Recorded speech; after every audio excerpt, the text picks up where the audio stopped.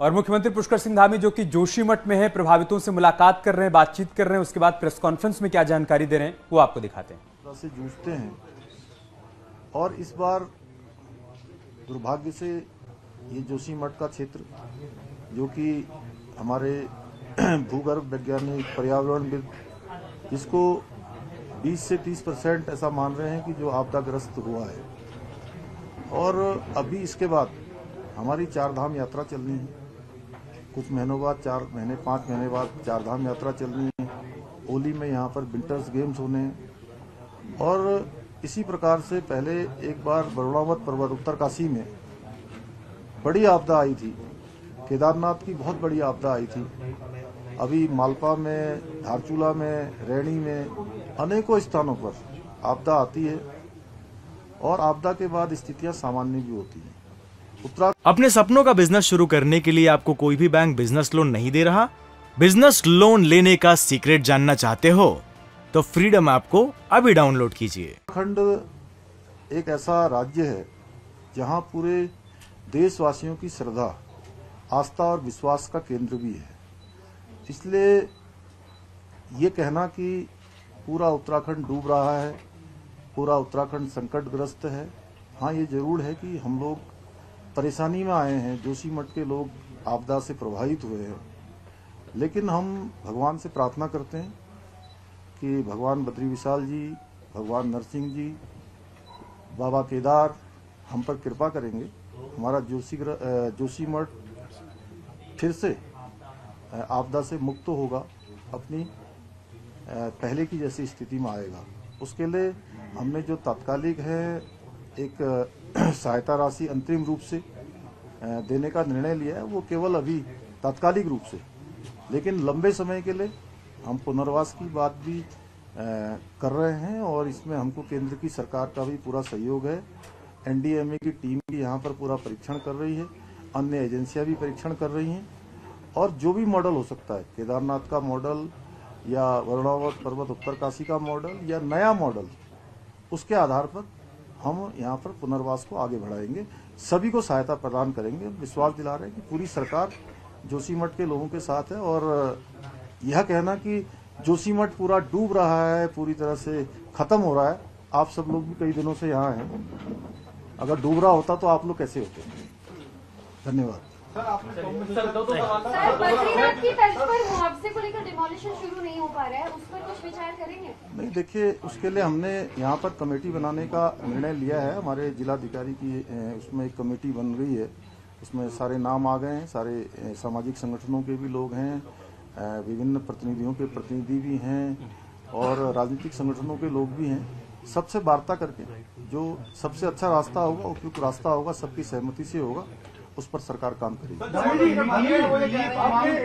1 लाख रुपए मुआवजे का ऐलान किया, 50,000 रुपए फौरी राहत भी दे रहे हैं, लेकिन लोग बात मान नहीं रहे हैं या आप समझा नहीं पा रहे हैं, ये गतिरोध क्यों है? नहीं, लोग पूरी तरह से समझ रहे हैं और मैं चाहता हूं कि आप लोग भी थोड़ा समझें सर। इसमें बड़ा कंफ्यूजन क्योंकि है, हम जो है जोशीमठ के हर व्यक्ति के साथ हैं और ये जो 1.5 लाख रुपए की धनराशि देने का हमने निर्णय किया है, ये फौरी तौर पर है। ये कोई अंतिम राहत नहीं है कि इतने में ही काम चलने वाला, ये अंतरिम है, अभी फौरी तौर पर किया जा रहा है, जिससे कि लोग जो है अनावश्यक रूप से जो उनके ऊपर बर्डन आ गया है, आना जाना पड़ रहा है, अपने को शिफ्ट करना पड़ रहा है, उसका इंतजाम कर लें। वाले कह रहे हैं कि जो कॉम्पिटिशन की बात कर रहे हैं कि मार्केट सुविधा करके आप देने को तैयार हैं, लेकिन वो कह रहे हैं कि बद्रीनाथ की तरफ से उनको दिया जाए और जो रेट है सरकार वो डिस्क्लोज नहीं कर रही। किस आधार पर? देखिए मैं इतना ही कह सकता हूं कि सारा आकलन करने के बाद जो सबसे अच्छा पुनर्वास का राहत होगी वो हम करेंगे। सर बड़ा कंफ्यूजन है 2 चीजों में। पहला ये कि अब तक राज्य सरकार ये पता नहीं लगा पाई है कि आपदा का मेन कारण क्या है, क्या ये दैवीय आपदा है या फिर मानव निर्मित आपदा जैसा आरोप लगाया जाता है। एनटीपीसी पे बहुत आरोप लग रहे हैं, स्थानीय लोग बहुत नाराज है। नंबर 1। नंबर 2, आप जो जवाब दे रहे हैं उनमें बड़ा गोलमोल कंफ्यूजन है। आप कह रहे जो बेस्ट होगा वो देगा, लेकिन वो बेस्ट क्या होगा लोग ये जानना चाह रहे हैं। बाजार दर क्या होगा उसी का लोगों का, आपने 1.5 लाख कहा, वो 1.5 लाख बाद में एडजस्ट होगा नहीं होगा, मकान जिसके टूटे हैं उसका पैमाना क्या होगा, बहुत कंफ्यूजन है। आपने बहुत सारे प्रश्न एक साथ पूछ लिए, एक पूछे तो मैं जवाब दूं। पहला ये दैवीय आपदा है या मानव निर्मित आपदा है? देखिए, जब भी मुआवजा मैंने आपसे सबसे पहले जब मैंने शुरू किया था तो मैंने क्या कहा कि हम हर साल आपदा से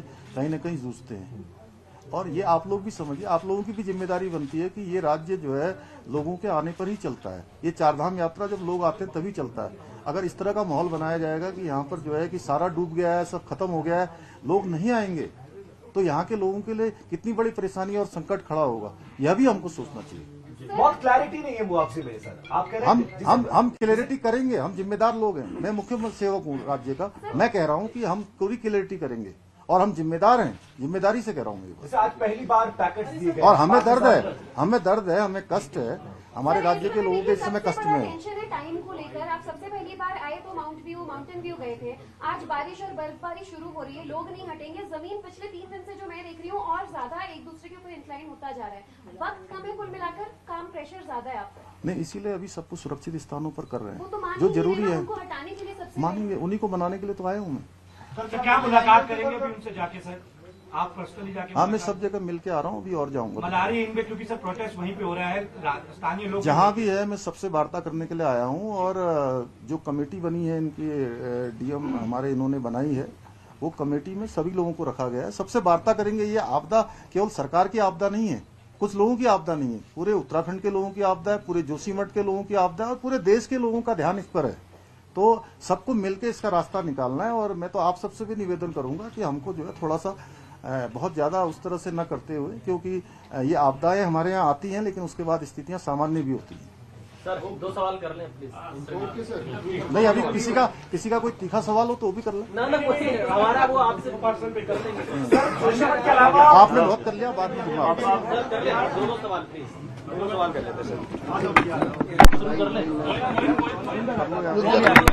तो सीएम पुष्कर सिंह धामी इस वक्त प्रेस कॉन्फ्रेंस करते हुए पत्रकारों के सवाल का जवाब देते हुए और भरोसा दिलाते हुए कि जोशीमठ में जो कुछ भी हो रहा है हालात पर कंट्रोल कर लिया जाएगा।